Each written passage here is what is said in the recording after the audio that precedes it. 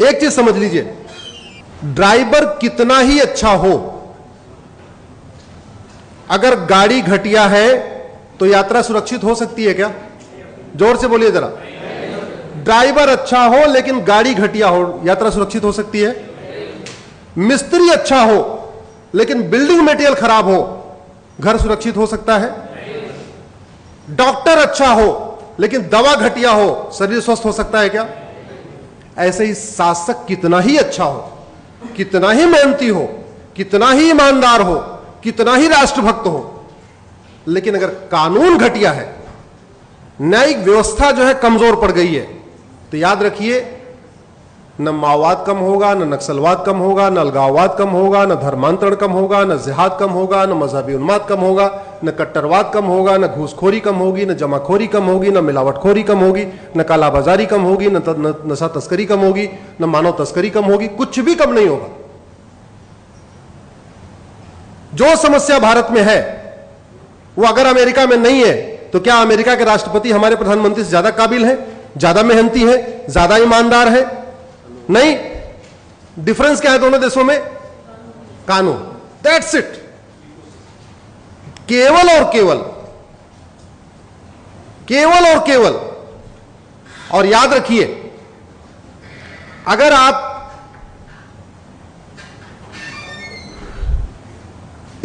इसको सुधारेंगे नहीं तो कुछ भी ठीक नहीं हो, कुछ भी ठीक नहीं हो सकता। आखिर क्या कारण है भारत में रोहिंग्या बांग्लादेशी घुसपैठी आते हैं? एक मेरी पीआईएल चल रही है, माननीय विकास सिंह जिसमें अपियर भी करते हैं। 2017 में मैंने पीआईएल फाइल किया था कि भारत में 5 करोड़ रोहिंग्या बांग्लादेशी आ चुके हैं।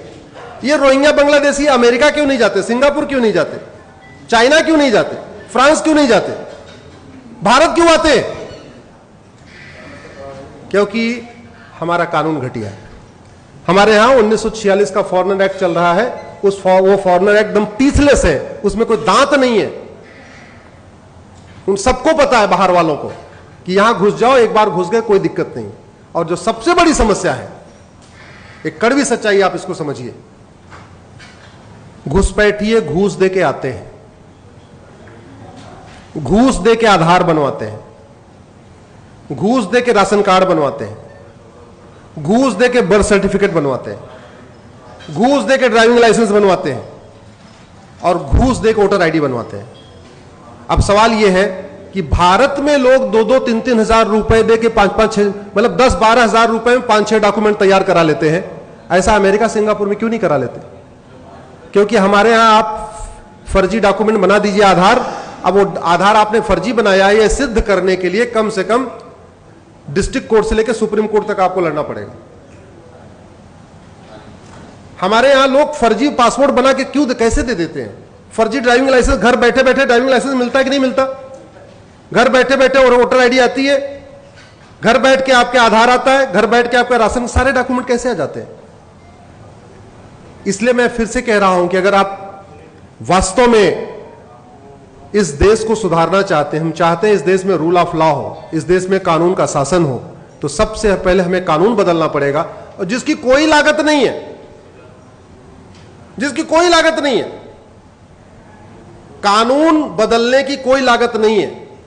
हम हजारों करोड़ रुपए खर्च करके हाईवे बना लेते हैं, हजारों करोड़ रुपए खर्च करके एयरपोर्ट बना लेते हैं, हजारों करोड़ खर्च करके हम रेलवे लाइन की बिछा लेते हैं, लेकिन हम कानून नहीं बनाते जो फ्री में बन सकता है।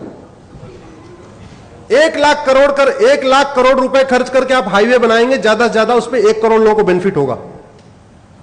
1 लाख करोड़ रुपए खर्च करके आप मुंबई दिल्ली का एक्सप्रेसवे बनाएंगे, उस पे 1 करोड़ लोगों को फायदा होगा, उतने लोग चलेंगे।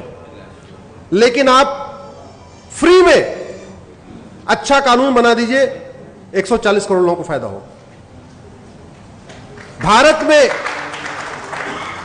भारत में जुडिशियल रिफॉर्म खर्च करने पे ज्यादा से ज्यादा 10,000 करोड़ का खर्चा आएगा, मैक्सिमम 10,000 करोड़। इतना तो हमारे देश में चुनाव के बाद लोग मुफ्त में बांट देते हैं। कोई कलर टीवी बांट रहा है, कोई वॉशिंग मशीन बांट रहा है, कोई जो है मंगलसूत्र बांट रहा है, किसी किसी राज्य में अलग अलग, कोई किसी राज्य में लैपटॉप बांटा जा रहा है, किसी राज्य में स्मार्टफोन बांटा जा रहा है, कुछ न कुछ फ्री में बांटा जा रहा है। ये कितने दुख की बात है हम आजादी की 75वीं वर्षगांठ मना रहे हैं। हमारा थाना आज भी अंग्रेजी कानूनों से चलता है, हमारी तहसील आज भी अंग्रेजी कानूनों से चल रहा है, हमारा जिला आज भी अंग्रेजी कानूनों से चल रहा है, हमारा हाई कोर्ट आज भी अंग्रेजी कानूनों से चल रहा है, हमारा सुप्रीम कोर्ट आज भी अंग्रेजी कानूनों से चल रहा है। हम इतने सक्षम नहीं हुए कि हम अपना कानून अपने हिसाब से वर्तमान रिक्वायरमेंट के हिसाब से बना ले।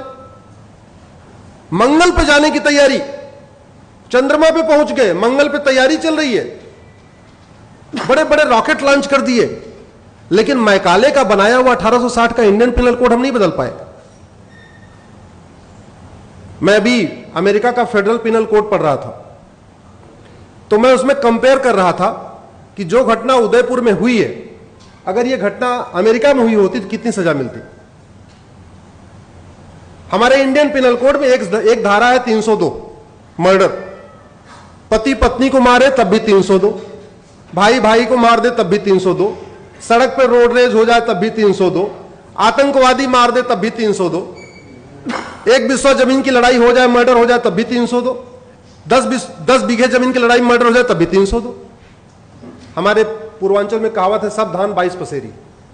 जो लोग पूर्वांचल के होंगे जानते होंगे।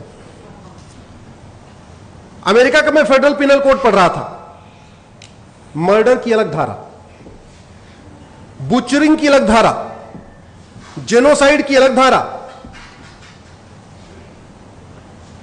हेट क्राइम की अलग धारा, टेररिज्म की अलग धारा। तो जब मैंने कैलकुलेट किया तो पता चला कि कन्हैया को जिसने मारा उदयपुर में, अगर उसने अमेरिका में मर्डर किया होता उसको 550 साल सजा होती। अमेरिका में कितनी होती? 550 साल। भारत में कितनी होगी? आजीवन कारावास, फांसी नहीं होगी। फांसी हुई क्या पिछले 20 साल में? बताइए। याकूब मेनन के अलावा और अफजल गुरु के अलावा किसी को फांसी हुई? जबकि हर हफ्ते एक दो लोगों को मार दिया जाता है। नहीं हुई फांसी। तो इसलिए मेरा यह कहना है कि सबसे पहले जो सरकार कर सकती है देश हित में, बिना किसी बजट के, कम से कम पैसे में, बिना लोगों पे एक्स्ट्रा टैक्स थोपे हुए, वो जुडिशियल रिफॉर्म कर सकती है, जो ये विषय है। और जहां तक बात करप्शन की है, केंद्र और राज्य का टोटल बजट 70 लाख करोड़ रुपए है। कितना है भैया? इस 70 लाख करोड़ का 20% घूसखोरी, कमीशनखोरी, दलाली, कटमनी, तोलाबाजी में चला जाता है। 70 लाख करोड़ का बजट का 20% का मतलब हुआ 14 लाख करोड़। यह 14 लाख करोड़ बचाया जा सकता है। यह 14 लाख करोड़ बचाया जा सकता है अगर उस पर गंभीरता के साथ चर्चा हो। कैसे बच सकता है? सरकार 80 करोड़ लोगों को मुफ्त में राशन दे रही है। इसका मतलब 80 करोड़ लोग पर डे 150 रुपए से कम खर्च करते हैं। सरकारी आंकड़े बताते हैं कि 110 करोड़ लोग पर डे 100 रुपए से कम खर्च करते हैं। तो भारत के 110 करोड़ लोग पर डे 100 रुपए से कम खर्च करते हैं, यानी 80% लगभग। जो 20% लोग 100 रुपए से ज्यादा खर्च करते हैं, उनके पास एटीएम है, पेटीएम है, भीम है, यूपीआई है, डेबिट कार्ड है, क्रेडिट कार्ड है। तो फिर ये 500 और 2000 की नोट किस लिए?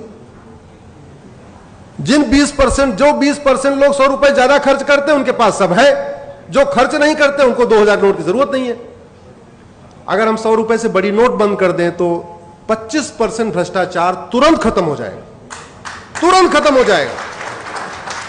और भ्रष्टाचार खत्म होने का मतलब 25% भ्रष्टाचार खत्म होने का मतलब 25% घुसपैठ खत्म हो जाएगी, 25% धर्मांतरण खत्म हो जाएगा, 25% अलगाववाद खत्म हो जाएगा, 25% आपका खालिस्तानी अलगाववाद खत्म हो जाएगा। सभी जितनी देश विरोधी गतिविधियां हैं सब 25% कम हो जाएंगी, क्योंकि कोई भी देश विरोधी एंटी नेशनल एक्टिविटी फ्री में नहीं होती, सब बाकायदा पैसे से होती है।